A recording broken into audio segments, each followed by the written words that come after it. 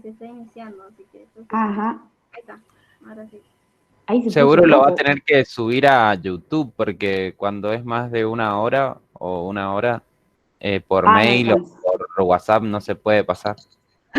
Voy a estar en YouTube. Si no, creo que también por un Drive, la verdad no sé, o por un WeTransfer también lo podría pasar. Ay, chicos, qué lindo que es tenerlos y que ustedes me enseñen. Bueno, esas cosas las vamos a ir viendo, ¿sí? Está bueno por ahí grabarlo para que ustedes después puedan revisar, no sé. El material lo pudieron descargar, vieron que les subí toda la carpeta completa y después les descargué en el tema 1 los 2 primeros textos que son los que vamos a ver hoy. ¿Eso lo vieron? Sí, profe. Sí, profe. Sí, profe. Buenísimo. Genial. Entonces, espero que lo hayan podido leer también. Es de lectura bastante sencilla, porque este primer tema es bastante sencillo. Y bueno, empieza a hablar, ¿no es cierto?, de por qué de esta psicología médica. Voy a empezar a comentar entonces los textos, ¿sí? Y a medida que, bueno, si hay otras personas que necesiten ir uniéndose, los voy uniendo, y yo no estoy viendo los comentarios, así que si hay alguna persona que tiene problema de virtualidad, algo así, me lo comentan por micrófono. ¿Sí, ¿Sí, chicos? Así vamos resolviendo los problemas.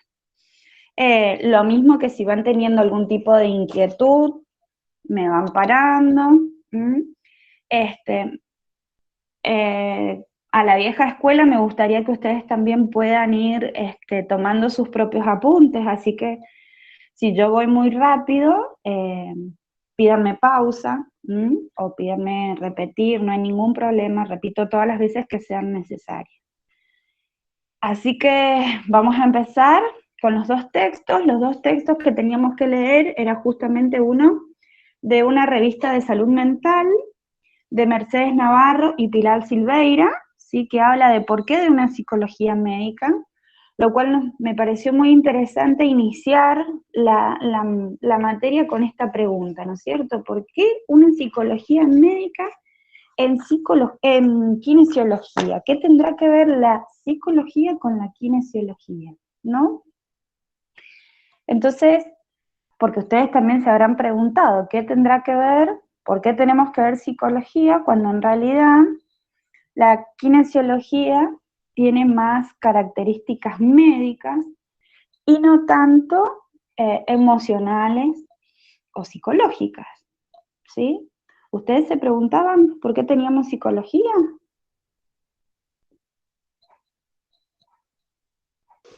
Yo supongo que para después poder tratar bien con el paciente.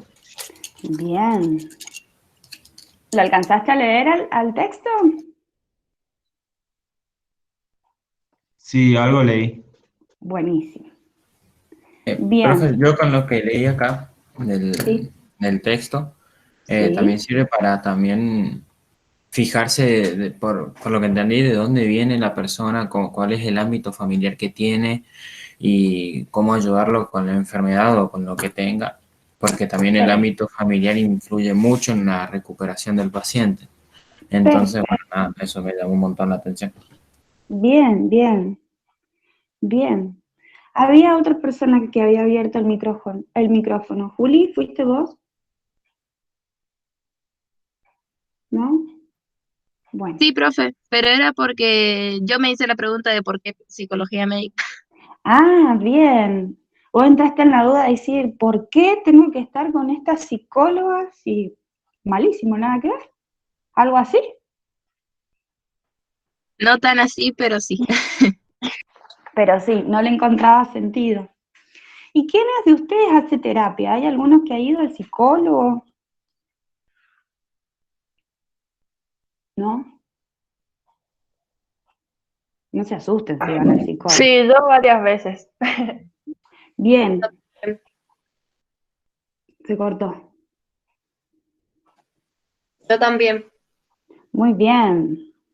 Estamos haciendo terapia. Bien. ¿Y ustedes se sienten locas por ir al psicólogo? No, Bien, no sé.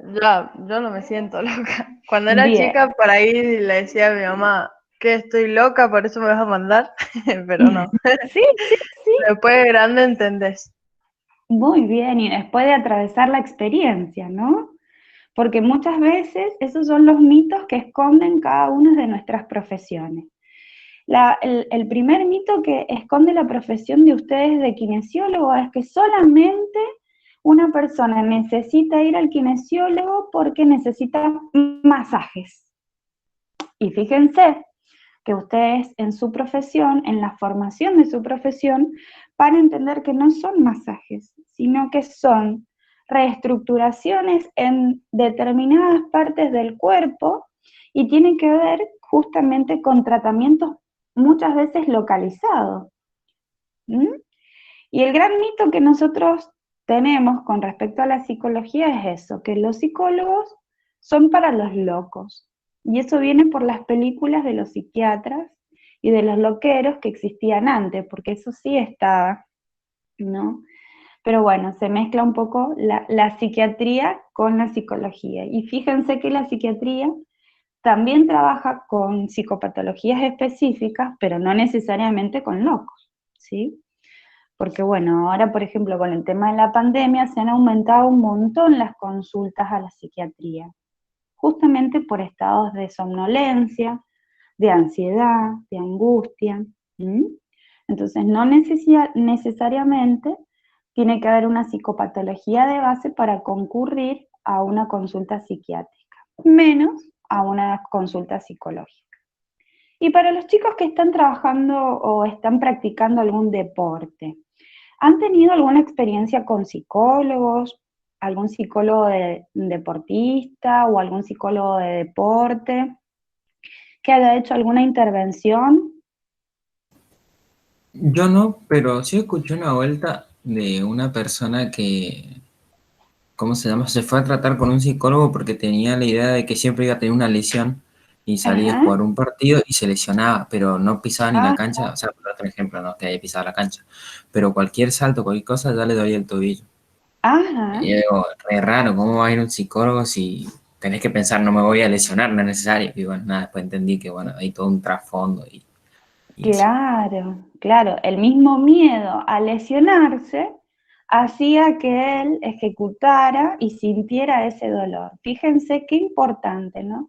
¿Y por qué a veces ustedes creen que la psicología no puede ir de la mano de la kinesiología? En este caso, por ejemplo, ¿por qué pensaste que no tenía que ir a un psicólogo y por ahí a lo mejor tenía que ir a un traumatólogo? Y porque yo pensaba, no debe ser algo psicológico, le debe haber quedado mal rehabilitado el tobillo, la rodilla, no me acuerdo qué es lo que era. Le debe haber Ajá. quedado mal rehabilitado y capaz que o el kinesiólogo no hizo bien el tratamiento o él no siguió bien el tratamiento como se lo dijo el psicólogo, el kinesiólogo. Yo Ujú. pensaba eso, pero bueno, hay muchas cosas atrás de la cabeza de la gente, ¿no? Mira, tu aporte realmente ha sido importantísimo porque justamente hasta hace muy pocos años la psicología empieza a dar su aporte a la medicina en general, sobre todo a la medicina clínica, y empieza cada una de las especialidades de la psicología a dar sus aportes porque ahora se lo considera al sujeto como una unidad biopsicosocial. ¿Qué significa esto? Antes al sujeto se lo consideraba solamente una parte escindida de la otra, es decir, vos eras una parte espiritual y una parte biológica, todo separado, ¿sí? Entonces la medicina consideraba que una persona saludable era una persona que no manifestaba ningún síntoma biológico. Hasta que empezaron a encontrar casos, empezó a llegar a la clínica casos de personas con sintomatologías físicas, biológicas, pero que no tenían una lesión y no tenían una razón para sostener esos síntomas. Y es ahí donde le empiezan a dar importancia al espíritu, que en definitiva son las emociones y el psiquismo. Entonces ahí se empieza a hablar del sujeto como una unidad biopsicosocial. Y muy bien dijo recién el compañero que el aporte de la familia, el aporte del contexto, también inciden sobre estas, ¿sí? Estas necesidades o estas dolencias que muchas veces no tenían un origen biológico. Entonces ahí donde empieza a tomar fuerza, porque la psicología es una ciencia donde se trabaja con las emociones y donde se trabaja con el espíritu, por así decirlo. Entonces, ¿qué pasa? Es muy abstracta la psicología. Sin embargo, tiene nudos muy, muy finos y subjetivos que solo pudiendo entender la subjetividad y el contexto de ese sujeto, podemos descifrar lo que le está pasando. Solo así. Entonces, a los psicólogos, al grupo de psicología que se gesta ya en Viena, si esto no lo tomen para su carrera, sino para tenerlo como un aporte cultural, cuando empiezan los psicólogos a decir, no, a ver, nosotros también pertenecemos al grupo científico, nosotros que queremos pertenecer a este clan del método científico. Entonces, con el método científico, ¿qué pasó? Aparecieron un grupo de psicólogos estadounidenses que le dan, por así decir, un método científico a partir de la observación de la conducta. Entonces, observaban la conducta, determinada respuesta de la conducta, y eso fue que hicieron que se introdujese la psicología en el mundo del campo científico, ¿sí? Pero bueno, eso es bastante específico de la psicología. Pero me da mucho pie para decirles que justamente la psicología es esto, el aporte de la personalidad y de las características y comportamientos que tenemos las personas, sea de forma individual o en forma grupal. ¿Mm? Entonces, cada una de esos aportes, ¿sí?, es lo que va a estudiar la psicología. Y a nosotros nos interesa la psicología médica en el campo de la kinesiología, porque va a hablar específicamente del vínculo que se da entre el terapeuta y su paciente o consultante. A mí me gusta mucho la palabra consultante, porque el paciente viene de pasivo, y el paciente hoy tiene una postura muy activa frente a este vínculo terapéutico.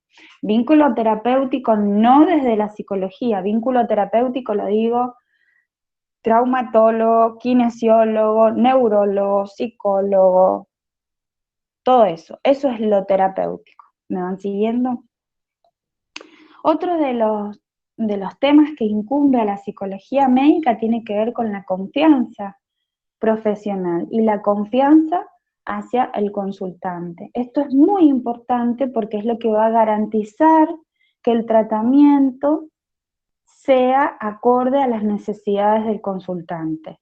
No sabemos si va a ser exitoso porque hay algunas lesiones que no logran tener una sanación plena, pero si hay adhesión al tratamiento, seguro que esa persona ha conseguido mejorar su calidad de vida, que ese es otro de los objetivos que el terapeuta se va a proponer, ¿sí? Y otro de los aportes muy importantes que da la psicología médica a la kinesiología tiene que ver con el trabajo interdisciplinario, ¿sí? Por esto mismo que estábamos viendo recién. Fíjense que recién el compañero comentó que este chico, este deportista, tenía una autoexigencia, un miedo que necesitaba regular a sí mismo y regular seguramente en el contexto de sus compañeros y de su entrenador o de sus familiares, ¿sí? Porque muchas veces recibimos comentarios que son hasta afirmaciones. No hagas esto porque te vas a lesionar. Entonces el cerebro inmediatamente recibe esa afirmación y la ejecuta con un mecanismo de defensa. Entonces, cuidado que si muevo el pie de determinada manera, voy a lesionarme. Entonces, el lenguaje también, para ustedes, los kinesiólogos, es muy importante para la ejecución de los cuidados que tienen que tener sus consultantes respecto del tratamiento. Pero ya vamos a ir viendo eso específicamente, ¿sí? Y bueno, si hablamos de... ¿Voy bien por ahí? ¿Voy muy rápido? ¿Van tomando apuntes? Profe, Sí. yo le quería preguntar algo que me quedé atrás, pero me pareció importante. Cuando dijo de la psicología, de la ciencia que trabaja con el espíritu y algo más. Con lo físico. Ah, bien, gracias. No, pará, la psicología con el espíritu y con la psiquis, perdón. Ah, bien. Me confundí con el paradigma, ¿sí? La psicología es básicamente eso, es la ciencia del comportamiento. La psicología tiene muchísimas ramas y teorías, ¿sí? Entonces, ¿qué se van a encontrar? Con las ramas que tienen que ver el campo de aplicación, que es lo mismo que les pasa a ustedes. Van a tener especialidades. Se van a especializar en gerontología, en pediatría, en traumatología, en deporte, etcétera, ¿sí? En discapacidad. Esas son las áreas donde ustedes van a aplicar. Dentro de la psicología también hay áreas de aplicación. Por ejemplo, está la psicología clínica, que es la de consultorio, que es el que vamos a hacer terapia, o vamos por una queja en especial. Está la psicología laboral, la psicología médica, la psicología del deporte, la psicología institucional, la psicología educativa, ¿sí? Un montón de áreas donde se aplican determinadas teorías de la psicología. Y acá se van a encontrar con esto que tenemos a las teorías psicoanalíticas, que es las de Sigmund Freud, las de Lacan. Se van a encontrar con las teorías conductuales, se van a encontrar con las teorías gestálticas, se van a encontrar con las teorías positivistas, ¿sí? O sea, un montón de teorías que se aplican en estas distintas áreas, ¿sí? Entonces van a encontrarse con psicólogos que tienen determinada formación, o son psicólogos psicoanalistas, o son psicólogos cognitivos, o son psicólogos gestálticos, todos tenemos una formación. En mi caso, yo soy una psicóloga psicoanalista, ¿sí? Me he formado bajo las teorías de psicoanálisis del Tata Freud, capo Tata Freud, no mentira. Bien, ¿vamos hasta ahí? Entonces, la psicología médica es el estudio del comportamiento del individuo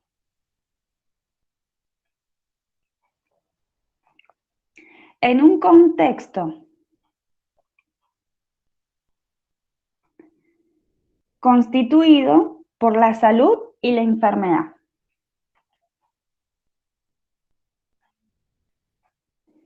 Repito, entonces la psicología médica es el estudio del comportamiento del individuo en un contexto constituido por la salud y la enfermedad. Por la relación médico-paciente o profesional-consultante. Es la que más me gusta a mí.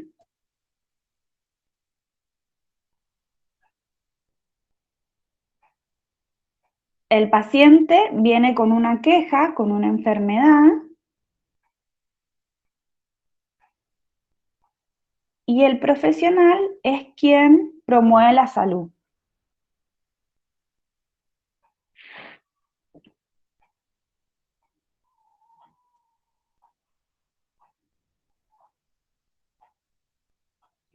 ¿Sí?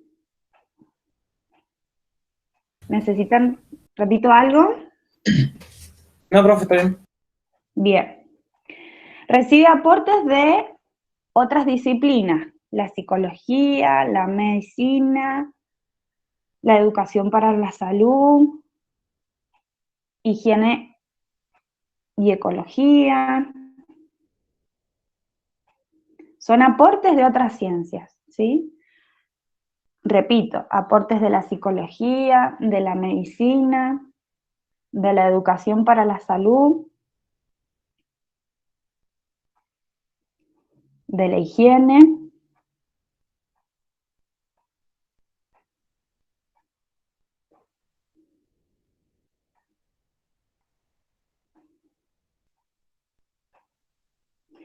Y se va a aplicar en diferentes áreas.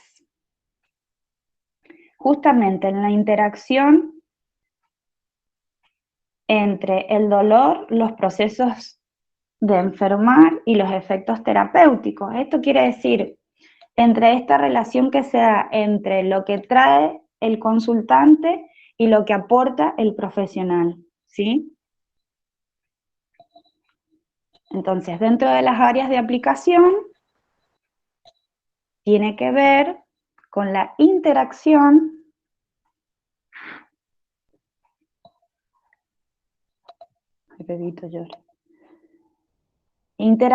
entre el dolor y los procesos de enfermar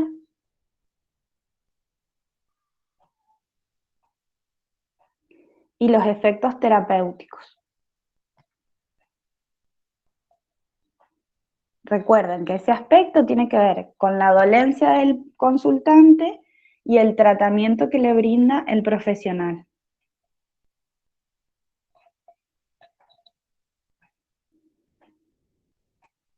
Después también se va a aplicar sobre los hábitos y los estilos de vida.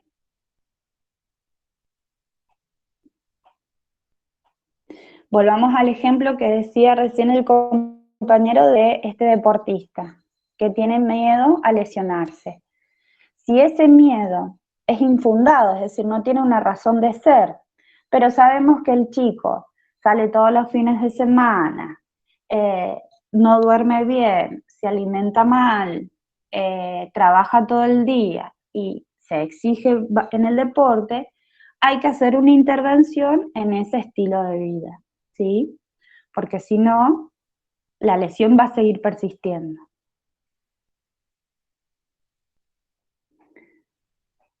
Esto también, como decía recién el compañero, tiene que ver con los aportes de las familias, es decir, el contexto familiar. Si vieron que hay un montón, después yo les voy a subir esos artículos de diario, lo que pasa es que no los quiero agobiar, yo siempre ando con los artículos en las clases, pero está la biografía se me fue, el tenista que es un tenista que su papá lo obligaba a ser tenista, entonces desde muy chiquito lo obligaba a practicar tenis, es un excelente jugador de tenis, pero él, después cuando escribió su biografía, comentaba la frustración que él sentía, y la presión y la angustia, ¿sí? Porque su papá lo estaba obligando a hacer algo que no le gustaba. Y bueno, fíjense que todo eso también incide en la formación de alguna lesión o de alguna enfermedad. Bueno, otras de las áreas tienen que ver con el proceso del diagnóstico.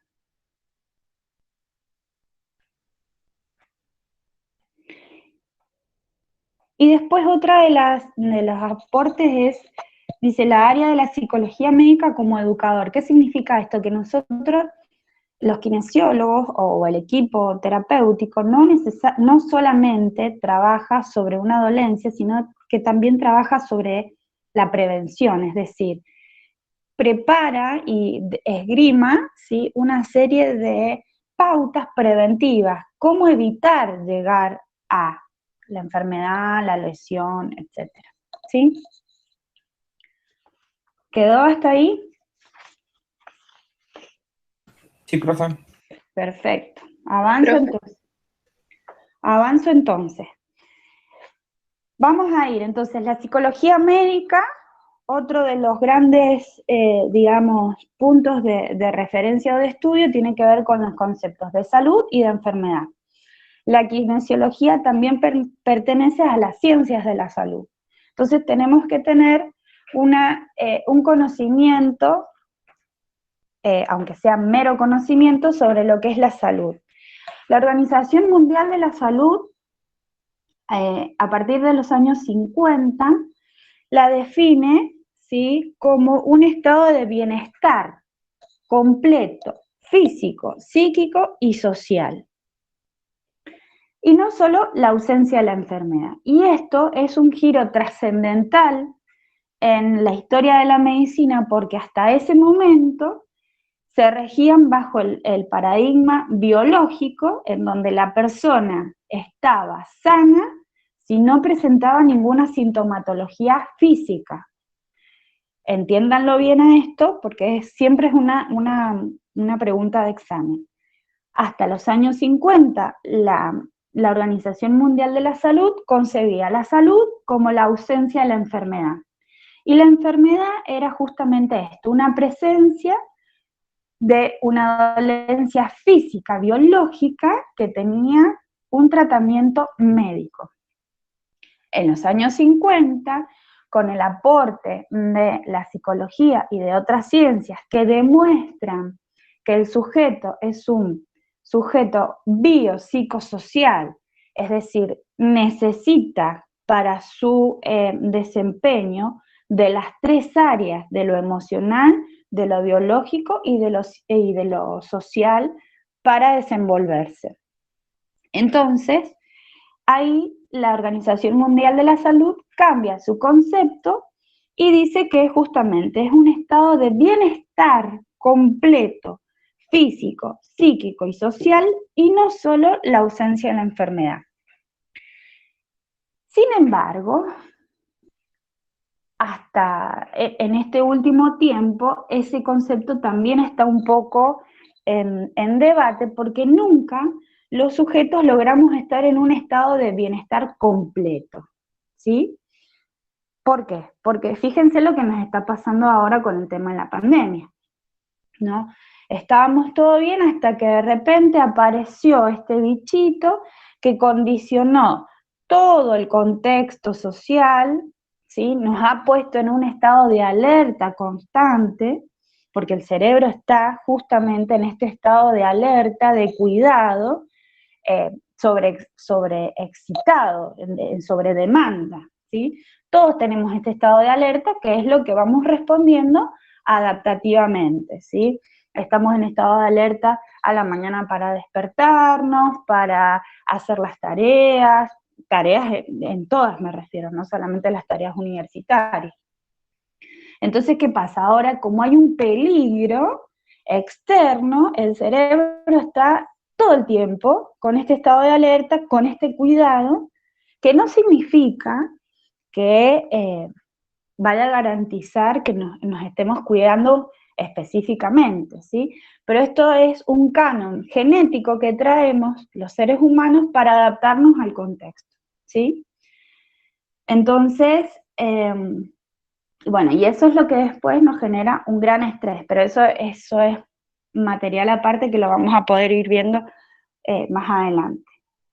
Entonces dice San Martín y Pastor, que es justamente uno de los autores de Navarro y Silveira, dice que la salud no puede tomarse como un estado absoluto de bienestar, porque el sujeto está continuamente en una dinámica, ¿sí? En esta dinámica de lo biológico, lo psicológico y lo social, que no logra un estado de armonía pleno. Entonces siempre va a estar, esto funciona como una bombita, ¿sí?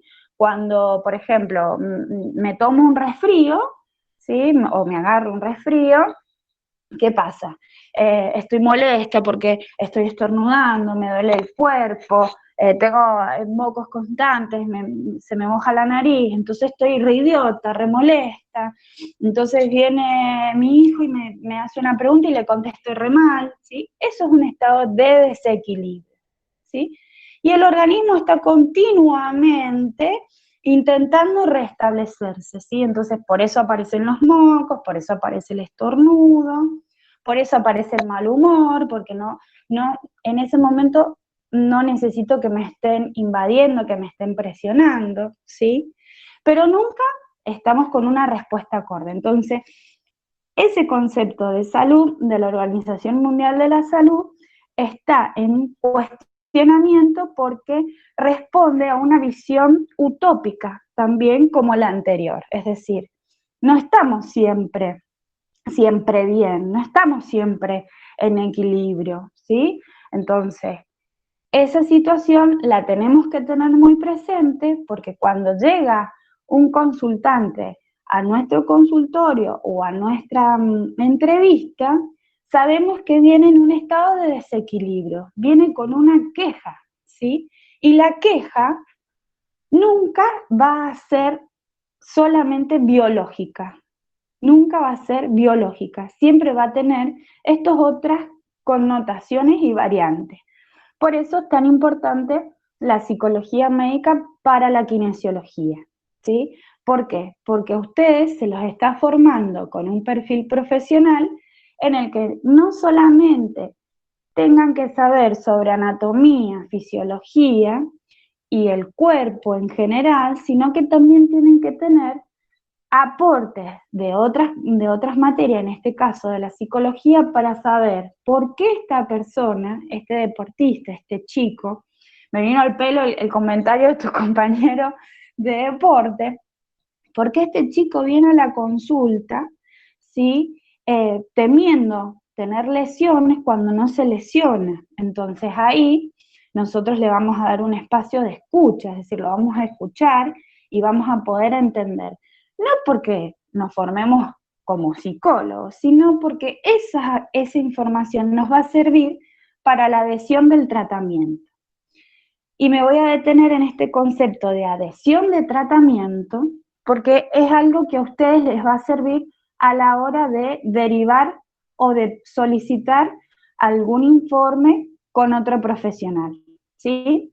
La adhesión al tratamiento significa que el paciente está cumpliendo con el tratamiento.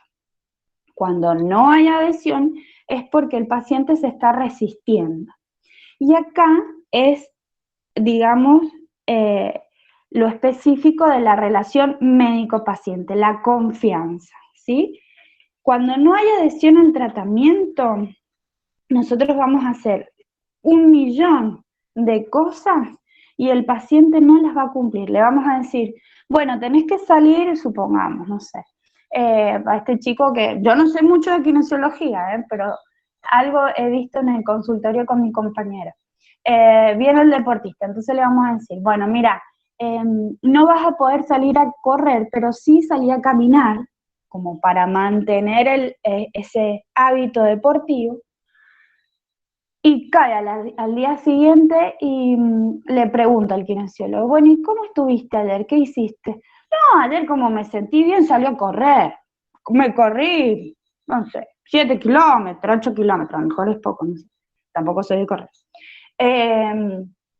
Y el kinesiólogo dice, no, ¿por qué saliste a correr si yo lo que te pedí es que caminaras? Porque seguramente esto de sentirte bien fue por toda la intervención terapéutica que hicimos en el consultorio. Ah, no, yo me sentí bien y salí a correr. Esa resistencia del paciente es la que incide en el tratamiento, ¿sí? Entonces, por eso nos vamos a ir deteniendo ya un poco en la relación médico-paciente. Me quedó por conceptualizar la definición de enfermedad. ¿Quedó clara la definición de salud? Sí, profe. Sí, profe. Bien. Sí, ¿Voy profe. bien? Voy bien porque están calladitos. Sí, sí, creo que vamos bien. Joya, Sí, joya, profe, vamos joya. bien. Sí, profe. Excelente, excelente. Bueno, entonces, vamos al concepto de enfermedad, que también es de la Organización Mundial de la Salud, en la que dice que es una alteración o una desviación del estado fisiológico. Es una alteración o desviación del estado fisiológico.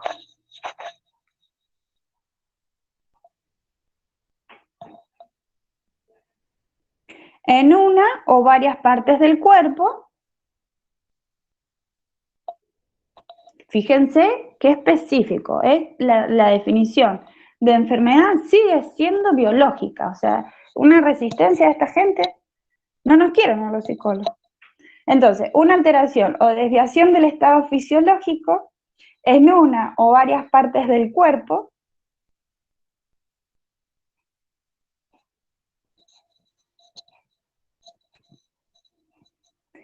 por causas conocidas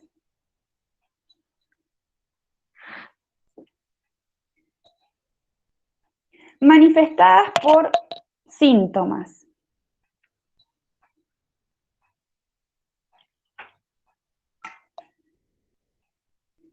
Entonces, por causas conocidas manifestadas por síntomas o signos característicos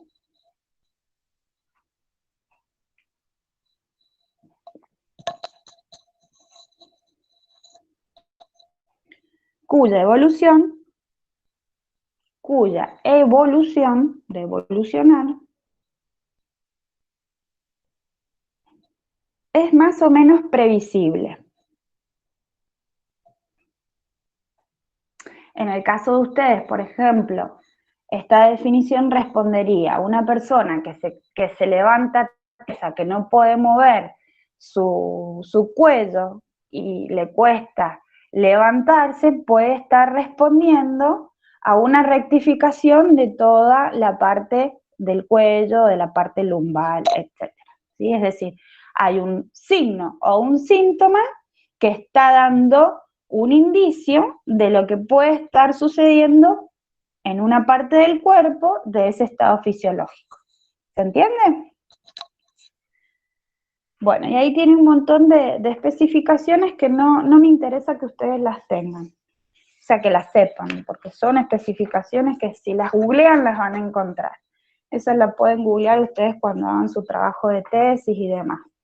Pero para la jerga profesional no es indispensable. Sí sabemos esto, ¿no? Que la salud es un estado de bienestar físico, psíquico y social, y no la mera ausencia de la enfermedad, y que la enfermedad es esto, la presencia de un síntoma o de un signo fisiológico que puede preverse en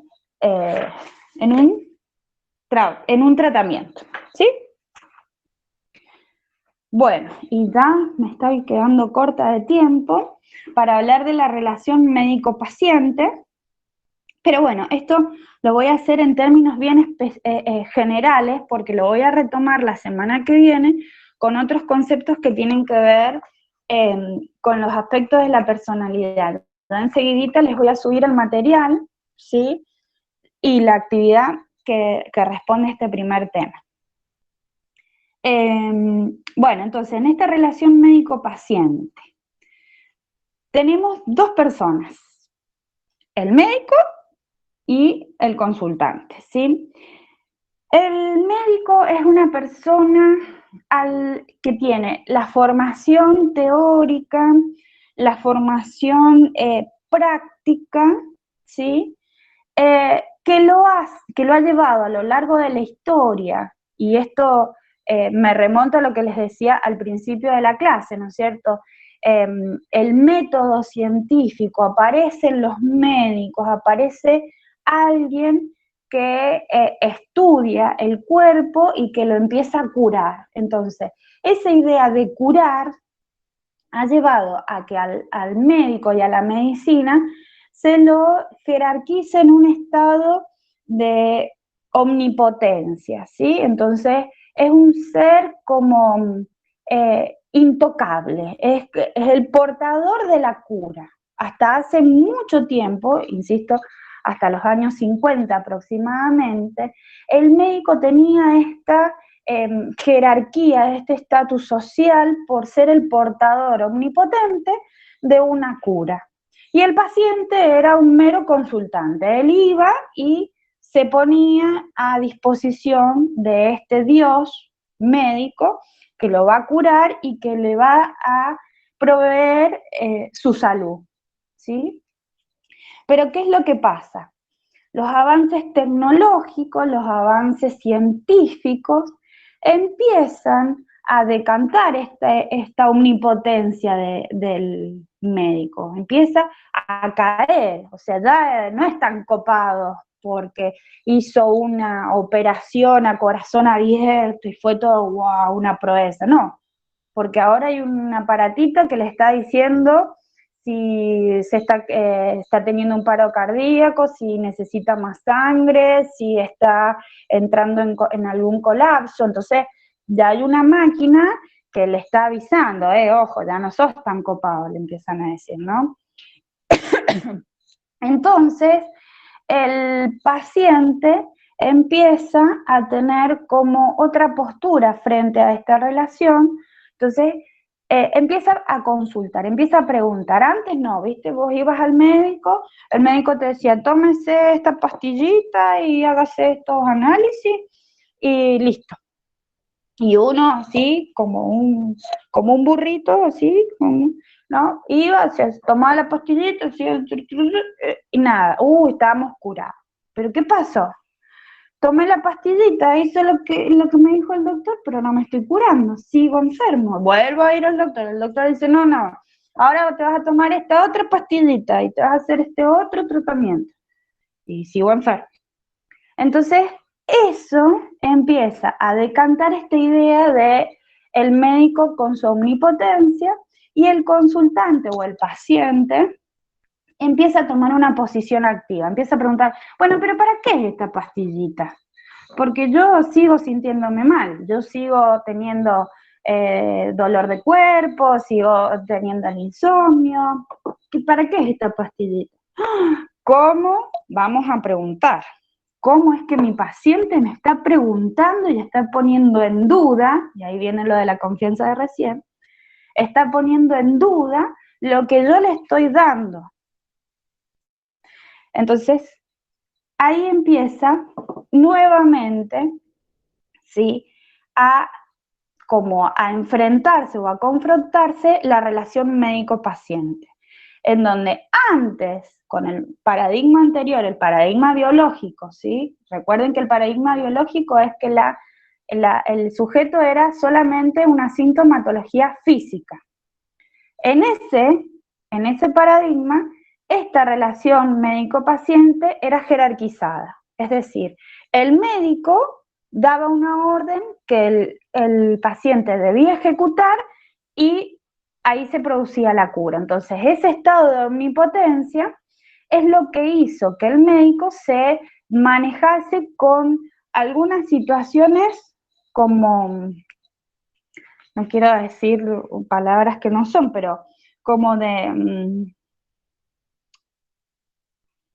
bueno, no me va a salir otra que, con esta omnipotencia, es decir, con esta idolatría, ¿no? Entonces, por ejemplo, llegaban tarde a la consulta, te dan un turno, suponete te dicen, turno a las 17 horas, y él llega a las 19, porque tuvo que descansar, porque a la noche tuvo un llamado importantísimo, ¿sí? Entonces, esa omnipotencia hace que él tenga ciertos manejos éticos, que no son éticos, y que lo sostiene el paciente.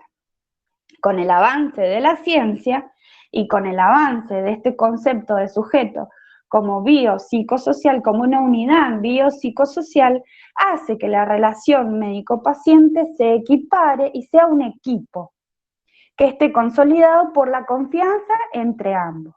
Es decir, el médico le va a explicar a su consultante, mirá, te voy a dar cefalexina para que vos logres controlar tus síntomas respiratorios y para que esto te proporcione un mejor estado para salir a correr.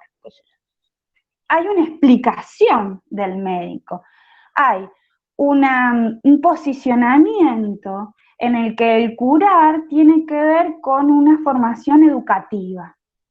Entonces, ¿qué dice el paciente? Ah, bien, o sea que me tengo que tomar esto para esto otro. Entonces, yo voy a salir a correr un poco más abrigado porque estoy tomando cefalexina para mejorar mi sistema respiratorio y entonces estar mejor después en la cancha. ¿Sí? Totalmente distinto al otro paradigma, el que el otro era omnipotente, tuc, tuc, tuc, tuc, y nada más, ¿sí? Pero, ¿qué es lo que pasa? La medicina, con estos avances tecnológicos, también se han transformado en un bien de consumo. Entonces, al convertirse en un bien de consumo, como que se confunden. Entonces, por ahí hay muchos médicos que no se ejercen bajo este fundamento explicativo, educativo, sino que se fundamentan bajo el criterio del mercado. Entonces, sobremedican, generan determinadas consultas, tenés que ir a tenés que ir a tenés que ir a o sea, que van como tanteando el tratamiento. Entonces eso hace que el paciente no confíe en lo que realmente está haciendo el profesional y no haya esto de la adhesión al tratamiento, ¿sí? Que es otra de las cosas muy importantes. Entonces, esta actitud omnipotente de que el doctor me va a curar, ¿sí? Ha decantado, ha caído, pero ha aparecido esta desconfianza por los bienes de consumo. Entonces, ¿qué pasa? Vamos a un instituto que tiene toda la tecnología, la alta tecnología, pero muchas veces los consultantes o los pacientes desconfiamos que nos están haciendo determinados estudios porque nos están sacando dinero, ¿sí?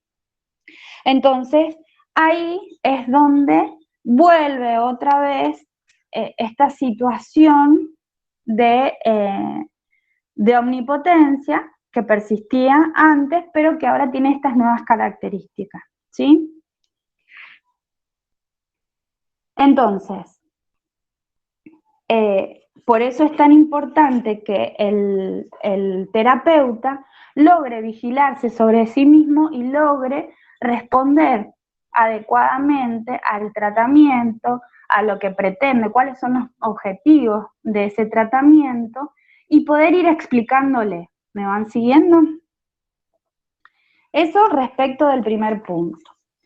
Y viendo que estoy avanzando bastante, les pregunto, ¿tienen alguna duda hasta acá?